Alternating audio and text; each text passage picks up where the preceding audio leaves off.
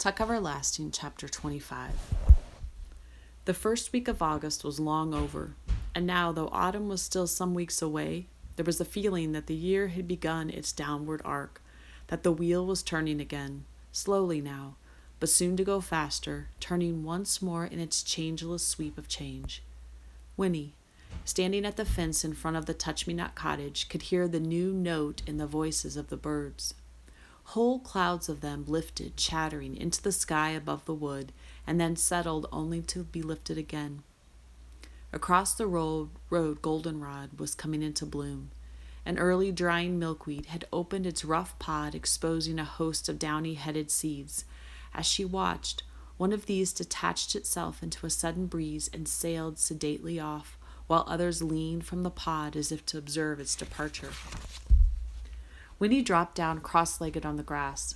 2 weeks had gone by since the night of the storm, the night of May Tuck's escape, and May had not been found. There was no trace of her at all, or of Tuck, or Miles, or Jessie. Winnie was profoundly grateful for that. But she was also profoundly tired. It had been a trying 2 weeks. For the 100th time she reviewed it all. How the constable had come into the cell soon after she had settled herself on the cot. How he had let down a shutter over the window to keep out the rain. How then he had stood over her as she hunched under the blanket, her breath heavy, trying to look as large as possible. How finally he had gone away and not come back till morning. But she had not dared to sleep, for fear she would kick off the blanket and give herself away, give the Tucks away unwittingly. So she had lain there, pulse thudding, eyes wide open. She would never forget the rattle of the rain on the jailhouse roof, or the smell of the wet wood, or the darkness that had saved them all, or how difficult it was not to cough. She had wanted to cough as soon as it occurred to her that she mustn't, and she passed a long hour trying to swallow away the tickle that perversely constricted her throat.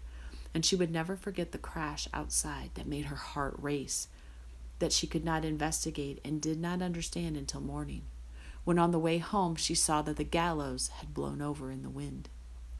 But oh, it made her tremble to still remember the constable's face when he found her. She had heard first a bustling in the front of the jail, and smelled fresh coffee, and had sat up, stiff with apprehension. And then the inner door opened, the door she now saw which separated the office from the pair of cells, and in the light that streamed before him, the constable appeared, carrying a breakfast tray. He was whistling cheerfully.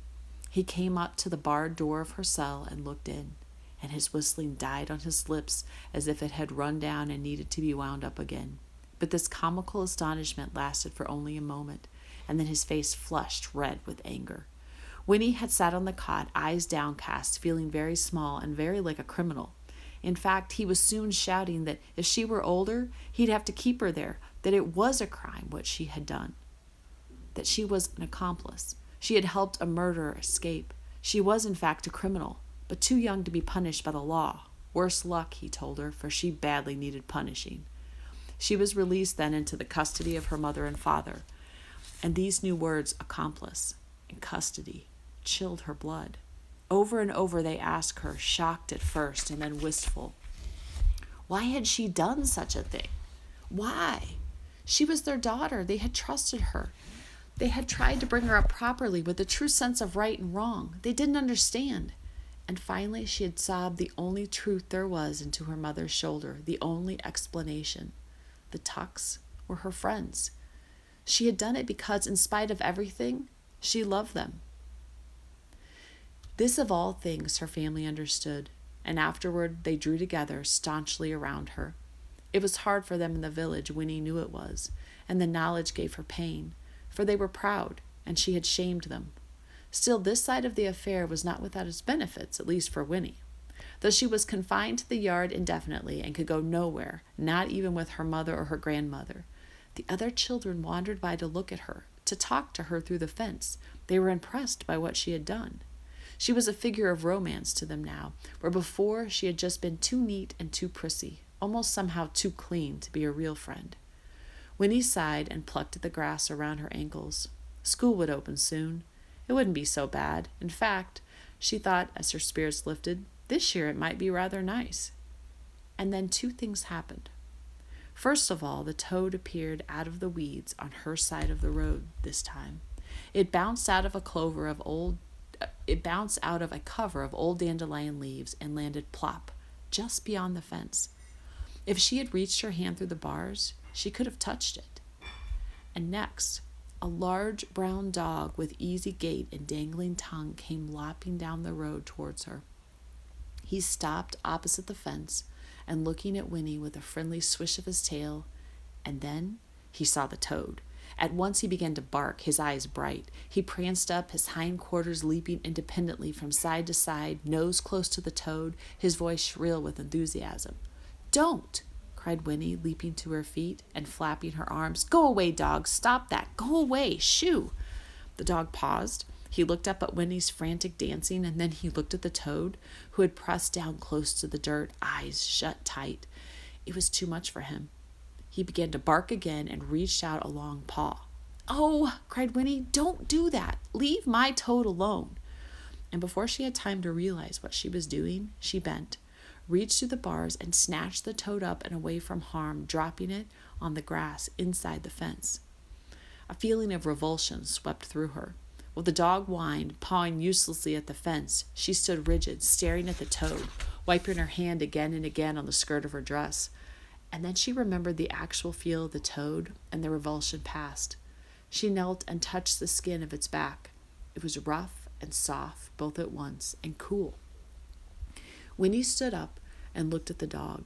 He was waiting outside the fence, his head on one side, peering at her longingly. "It's my toad," Winnie told him, "so you better leave it alone."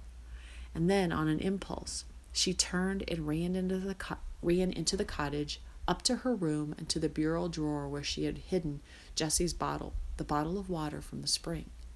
In a moment she was back again. The toad still squatted where she had dropped it. The dog still waited at the fence. Winnie pulled out the cork from the mouth of the bottle, and kneeling, she poured the precious water very slowly and very carefully over the toad. The dog watched this operation, and then, yawning, he suddenly bored. He turned and lopped away, back down the road to the village. Winnie picked up the toad and held it for a long time, without the least disgust, in the palm of her hand. It sat calmly blinking, and the water glistened on its back. The little bottle was empty now. It lay on the grass at Winnie's feet. But if all of it was true, there was more water in the wood.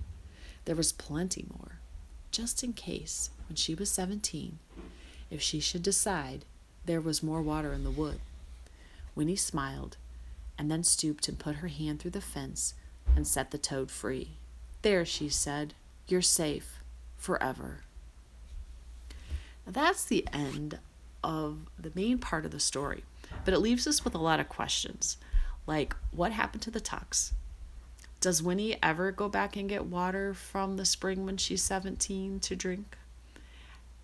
And whatever happens to the spring water? Does anyone find out about it? So the author has written an epilogue, which comes after the main part of the story and kind of answers all those questions. So tomorrow we'll read the epilogue, and hopefully a lot of your questions will get answered.